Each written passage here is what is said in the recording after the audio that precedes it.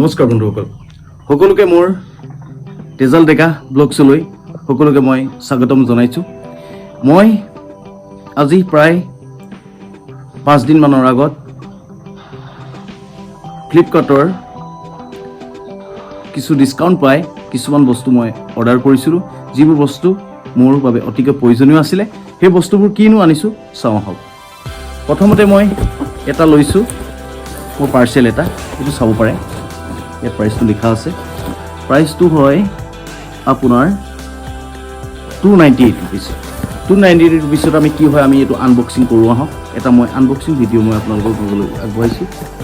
আৰু এটা সুন্দৰ মানে এটা বক্স আহিছে, আৰু এই বক্সটো কইনছ ৰাখিবৰ কাৰণে, আৰু এটা সুন্দৰ বক্স কইনছ ৰাখিবৰ কাৰণে। এইটো চাওক, সুন্দৰ 298 ৰুপিজত এইটো কইনছ ৰাখিবৰ কাৰণে এটা সুন্দৰ বক্স আনি হৈছে এইটো।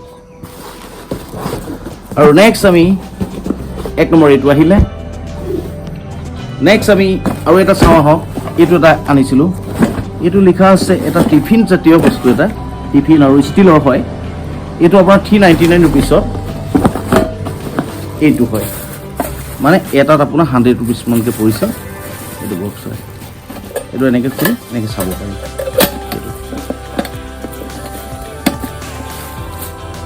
এনেকৈ তিনিটা আহিছে আৰু এটা সৰু সৰু তলা দিছে ইয়াত। চাওক, এইটো এটা সৰু সৰু তলা দিছে, আৰু ইয়াতো হয়তো চাগে তলাটো দিছে, এইটো হয়তো এটা তলা দিছে। নেক্সট আমি আহিছোঁ চাবলৈ। নেক্সট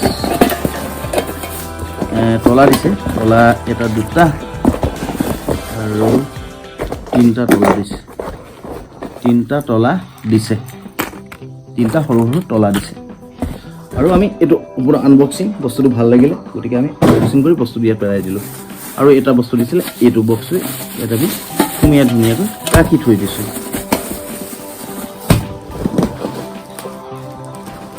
নেক্সট আৰু এটা বস্তু আনিছোঁ মই। 3 নম্বৰ বস্তুটো হৈছে কি হয় জানো আহক। এইটো হয়, চাওক, ফ্লিপকাৰ্টৰ পৰা আনিছোঁ। এইটো প্ৰাইচ হৈছে ক'ত কালে কিমান 679। কি হয়নো চাওঁ।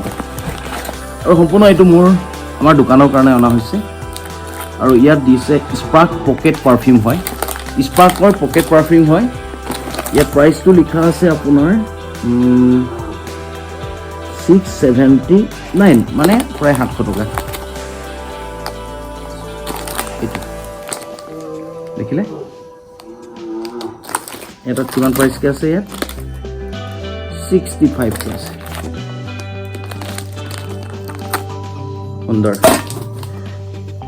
নেক্সট আমি কি আনিছোঁ চাওঁ। নেক্সট প্ৰাইচ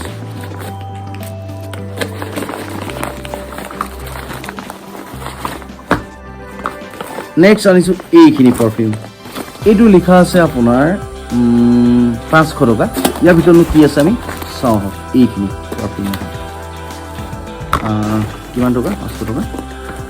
1 2 3 4 5 6 লিখা আছে কিমান টকা? 75।